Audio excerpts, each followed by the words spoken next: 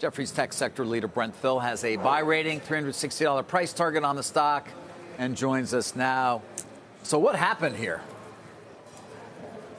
David, it's a mixture of Q1 macro in Europe and the U.S. And then I think there's an element of AI investigation. Companies only have so much money to spend in technology.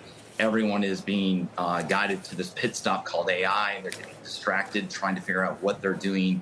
So I think there's a lot of no decisions that are being made.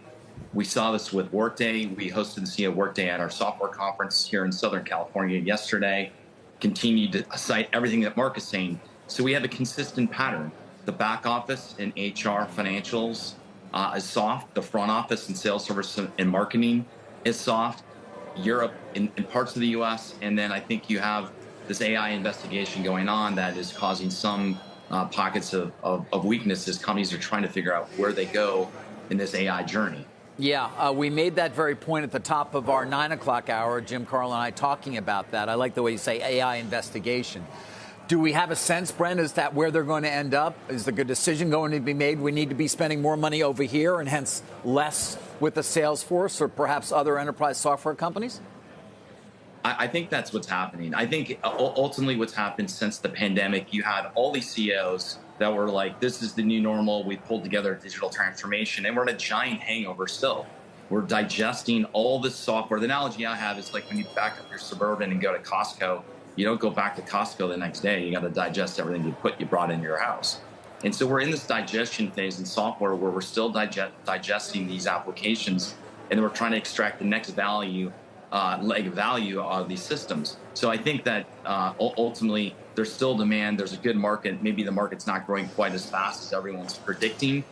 We've talked about this with Adobe. They talk about a 13% plus growth market. They're growing 10. Salesforce growing underneath their forecast. Workday under their forecast. There's a consistent pattern across the entire software industry.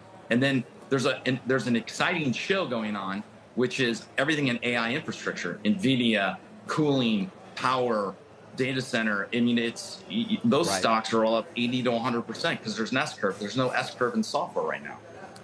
Yeah, well, it seems to be a pretty important theme that, again, we have to continue to sort of keep an eye on. As for Salesforce itself, Brent, I mean, wasn't that long ago, of course, you had a lot of activists pressuring the company. Mark was talking about the very strong cash flow. Have they met sort of, on the margin front? I'm just curious to get a report card in terms of what they've been able to accomplish, because obviously this is more of a demand side of the equation as opposed to, I would assume, the margin side. Yeah, they've done a really nice job on the margin. They still have a long way to go. We've said this, they're the most out-of-shape large cap software name that we cover. And when you have margins in the low 30s and all your peers are high 30s and 40s, I mean, Adobe, Oracle, all these companies are in the 40s.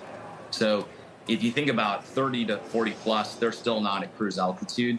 They've started to level off. And one of the bear theses on Salesforce is that as the environment opens, Mark likes to spend.